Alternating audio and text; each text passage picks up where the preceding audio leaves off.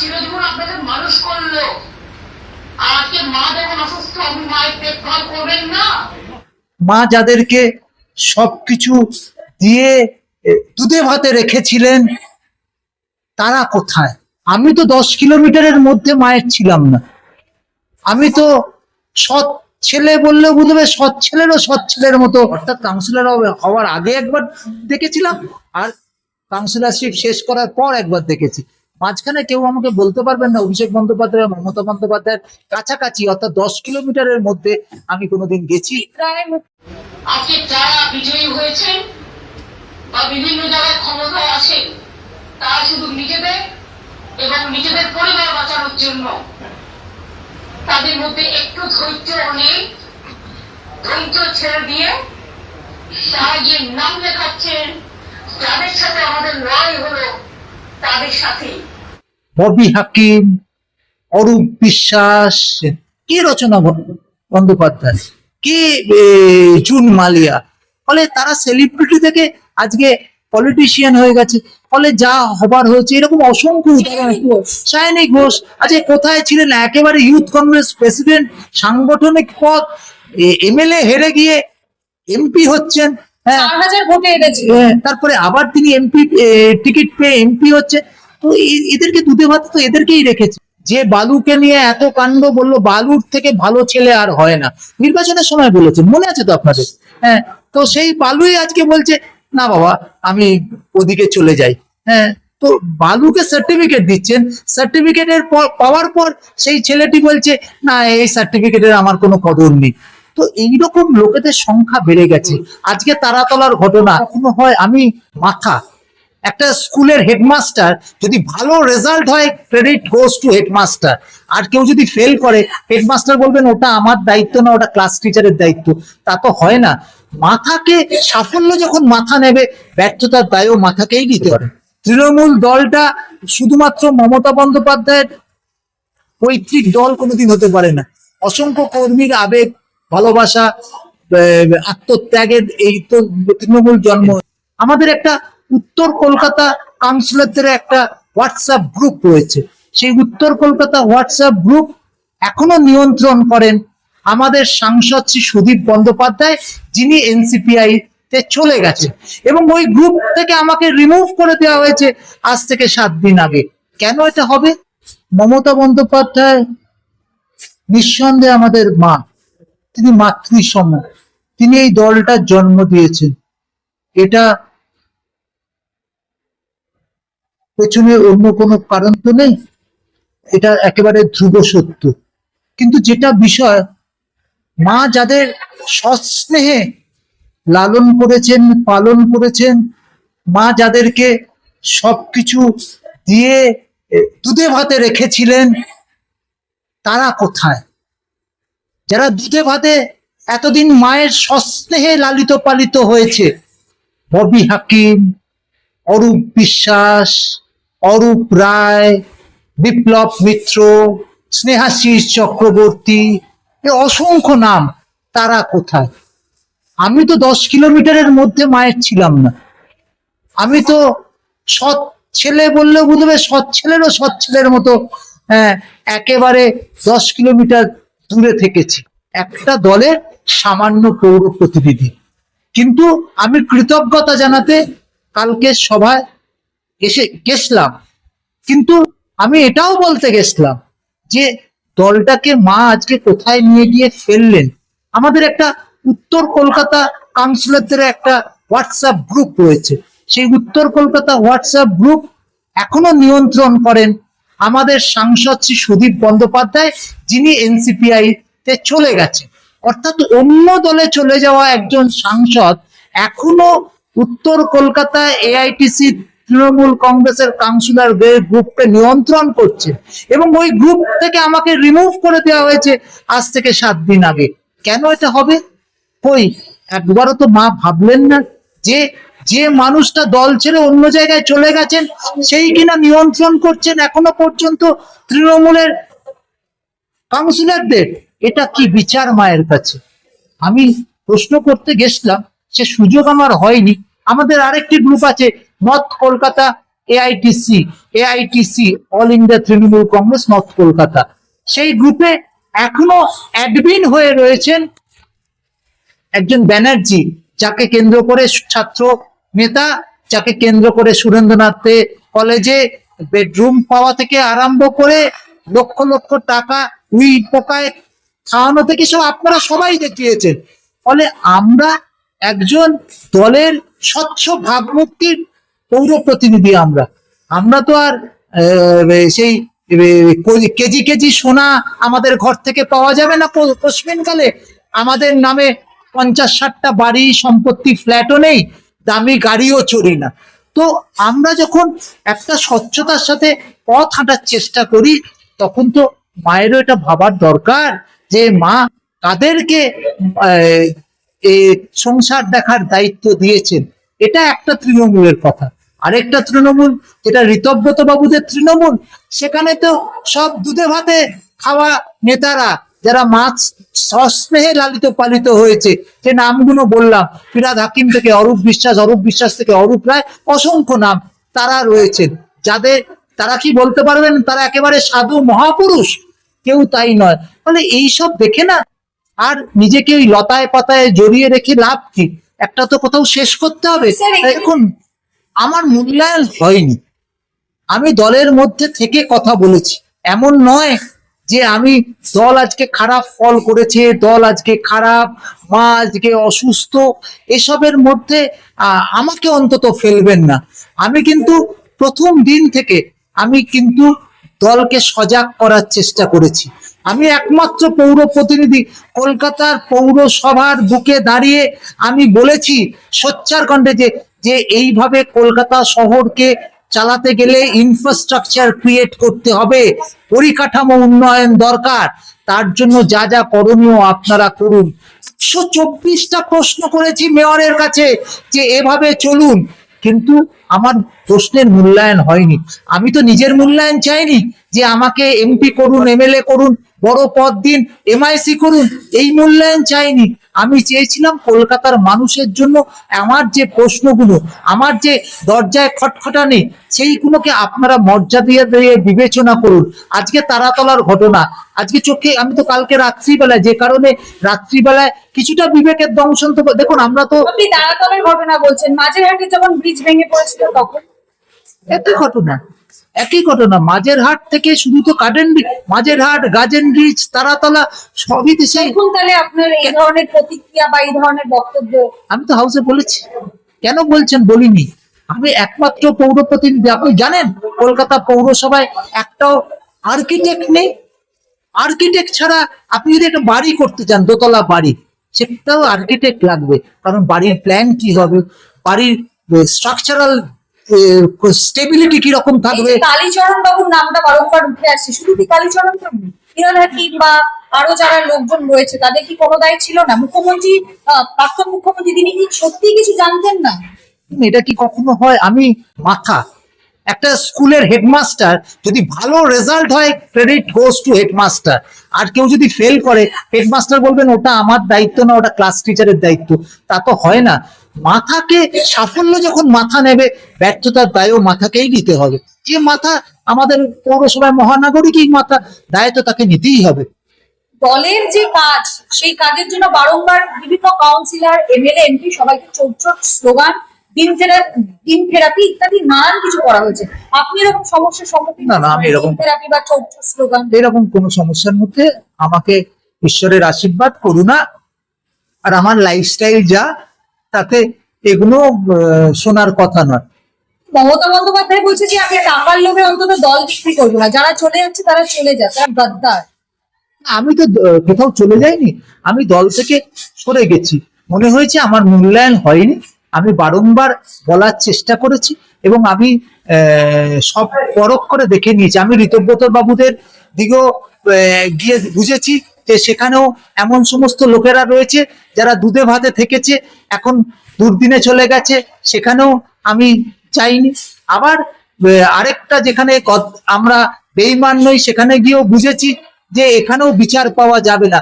নালে চলে যাওয়া সাংসদ এখনো নিয়ন্ত্রণ করেন আমাদের দলের হোয়াটসঅ্যাপ গ্রুপ, এখনো সুরেন্দ্রনাথ কলেজের যারা দোষী ছাত্র নেতারা তারা এখনো গ্রুপ অ্যাডমিন হয়ে থাকেন।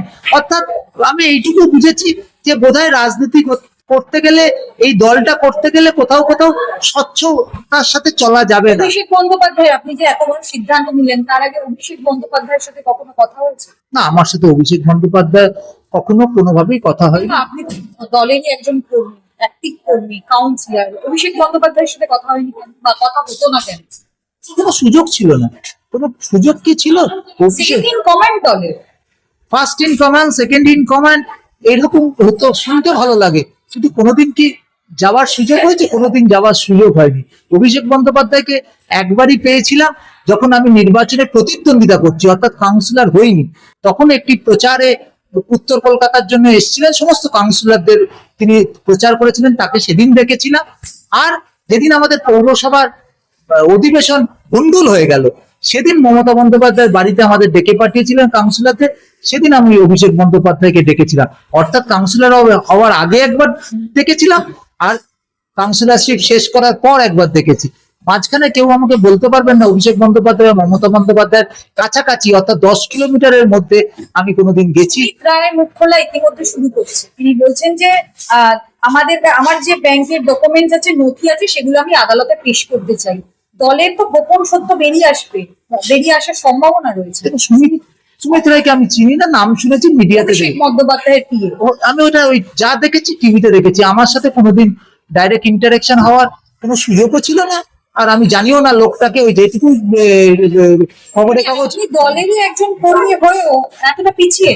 আমি ভীষণ পিছিয়ে। আমি ওয়ার্ডের বাইরে কোনোদিন, আমাদের দলের কোনো পদ ছিল না, আমার কোনো সাংগঠনিক পদ ছিল না। আর আমি না এমআইসি, আমি একটা ওয়ার্ড কাউন্সিলর। এরকম তৃণমূলের অন্তত 20,000 আছে সারা সব জায়গায়। আসানসোলতেও পৌরসভা আছে, শিলিগুড়িতেও পৌরসভা আছে। পৌরসভা মিউনিসিপ্যালিটি নিয়ে হয়তো 20,000। মমতা বন্দ্যোপাধ্যায় ধর্ণা মঞ্চ আপনার সাথে দেখা হয়েছিল, ধর্ণা দিয়েছিলেন, সেখানেও আপনি গিয়েছিলেন। সেখানে কি আপনি? আমি যতদিন দল করেছি ততদিন অনুগত সৈনিক হিসেবেই ছিলাম। যখন মনে হয়েছে যে বিবেকের তাড়নায় এবার থামতে হবে, থেমেছি। আমি পালিয়ে যাইনি।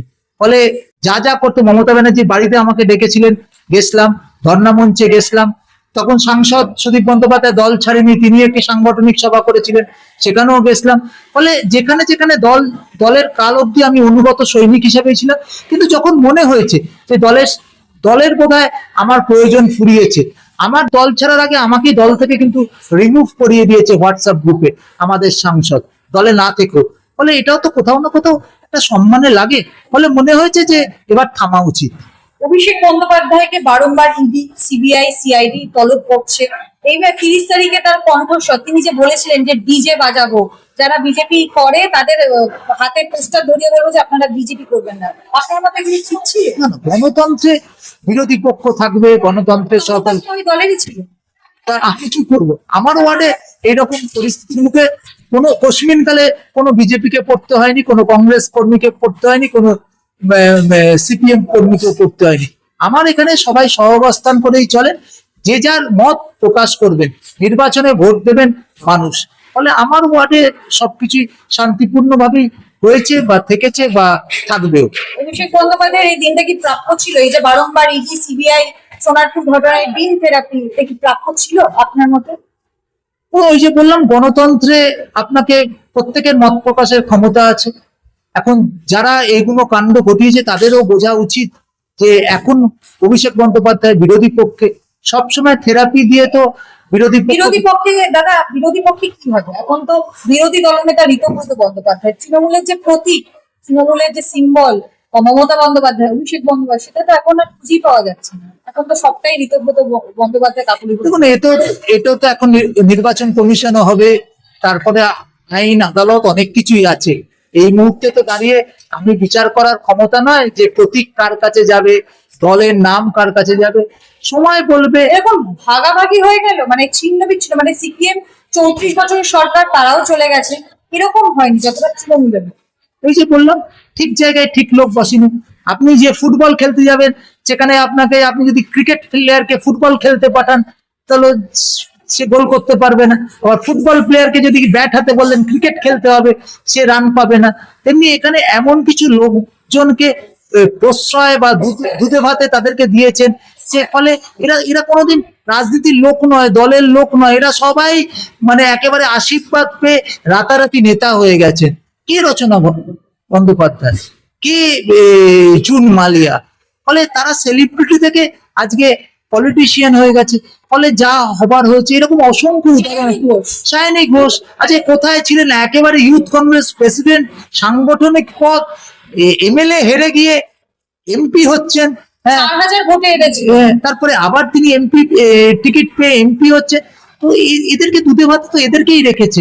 ফলে এরা এদের সেই যোগ্যতা নেই।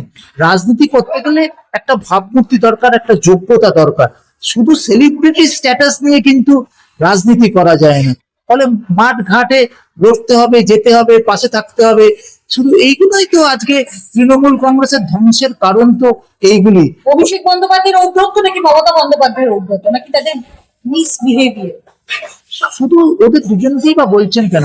অহংকার। দলের সেকেন্ড ইন কমান্ড এবং দল যার কথাই চলতো মমতা বন্দ্যোপাধ্যায়, তিনি বলেছেন 294টা সিটের আমাকে দেখবেন, আমি দাঁড়িয়েছি এখানে, এই কথাটি তিনি বলেছিলেন কোটায়। বলেছিলেন, কিন্তু আপনি দেখুন, যদি সত্যি কথা বলতে হয়, শুধু ফার্স্ট কমান্ড সেকেন্ড কমান্ড নয়, 1 থেকে 100 আসুন বা 1 থেকে 1000 আসুন, যারা লিডার 1 থেকে 1000 স্টেট লেভেলে, তাদের যে অবস্থা, তাদের যে অহংকার, তাদের যে ঔদ্ধত্য, তাদের যে লাইফস্টাইল, তাদের এইসব নেতাদের 1 থেকে 1000।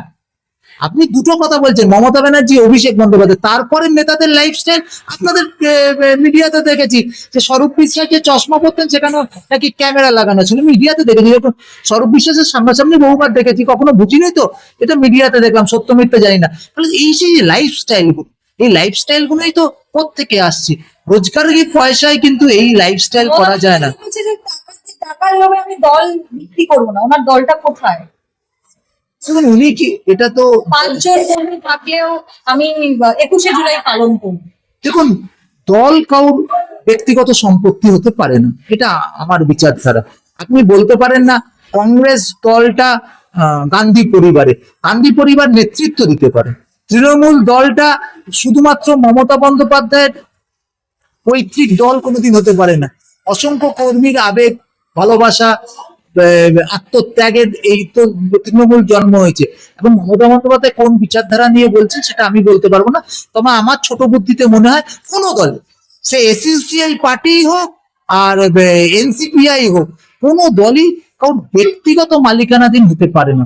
দল মানে কর্মীদের, সে 2 কর্মী হতে পারে, 2 লক্ষ 2 কোটি কর্মী হতে পারে, তাদের আবেগ অনুভূতির উপর দাঁড়িয়ে। দল কিনবো না, কিন্তু তার যে যত কটা দপ্তর ছিল সেই সবকটা দপ্তরেই দুর্নীতি আমরা দেখতে পেয়েছি, প্রাইমারি থেকে শুরু করে রেশন দুর্নীতি, সমস্ত ক্ষেত্রে দুর্নীতি। তিনি বলছেন টাকার লোভে আমি দল বিক্রি করবো। এবং আজকে তো সেই কারণেই আজকে যে বালুকে নিয়ে এত কাণ্ড বললো, বালুর থেকে ভালো ছেলে আর হয় না, নির্বাচনের সময় বলেছেন, মনে আছে তো আপনাদের? হ্যাঁ, তো সেই বালুই আজকে বলছে না বাবা আমি ওদিকে চলে যাই। হ্যাঁ, তো বালুকে সার্টিফিকেট দিচ্ছেন, সার্টিফিকেটের পাওয়ার পর সেই ছেলেটি বলছে না এই সার্টিফিকেটের আমার কোনো কদর নেই। তো এইরকম লোকেদের সংখ্যা বেড়ে গেছে, যে এইসব লোকগুলোই আজকে তাকে ডুবিয়েছে, এই দলটাকে ডুবিয়েছে। আমি তৃণমূল কংগ্রেসের যারা নিচু তলার কর্মী, আমি তাদেরকে কখনো ছোট করব না। তারা তো আত্মত্যাগ করেছে এই দলের জন্য, তাদের যে লড়াই, তাদের যে মেহনত, তাদের যে হাম ছড়ানো, এটাকে আমি খুব মিস করি। কিন্তু নেতাগুলো দলটাকে শেষ করে দিয়েছে। ছেলে পুরো যা ইচ্ছা করেনি, আমরা কিন্তু থাকবোই, আমরা কিন্তু টিকবোই, মমতা বন্দ্যোপাধ্যায় বলছে। থাকুন না, তাকে, তার টাকা নিয়ে তো আমি মতামত জানাতে পারি না। তিনি থাকুন, তিনি ভালো থাকুন, একাই, যদি কেউ সঙ্গে না থাকেন একাই থাকবেন, কিন্তু তিনি যেখানেই থাকুন ভালো থাকুন। আফটার অল তিনি আমাদের রাজ্যের দিদি, তিনি আমাদের প্রাক্তন মুখ্যমন্ত্রী। হ্যাঁ, দেখুন, যাকে একদিন শ্রদ্ধা করেছি তাকে তো আমি তো অসভ্যতা করতে পারবো না, আমি তো অসভ্যতা করতে পারবো না। আমি তাকে যদি একদিন সম্মান, তাকে আমি সরে আসতে পারি, আমার তাকে ভালো না লাগলে আমি সরে আসবো, কিন্তু আমি কোনোদিন তার সাথে অসভ্যতা করতে পারবো না। তিনি একটা জায়গায়, সম্মানের জায়গায়, তিনি একটা সময় তো আমাকে টিকিট দিয়েছেন, আমি তো অকৃতজ্ঞ হতে পারবো না। কারণ তিনি যখন আমাকে টিকিট দিয়েছেন, তার টিকিটে আমি জিতেছি, আমি কখনো অকৃতজ্ঞ হতে পারবো না। তিনি যেখানে থাকুন সুস্থ থাকুন, একা থাকলেও সুস্থ থাকুন, সকলকে নিয়ে থাকলে তিনি সুস্থ থাকুন, ভালো থাকুন, কিন্তু দয়া করে এমন লোকদেরকে দুধে ভাতে রাখবেন না যারা পেছন থেকে আপনাকে ছুরি মারে।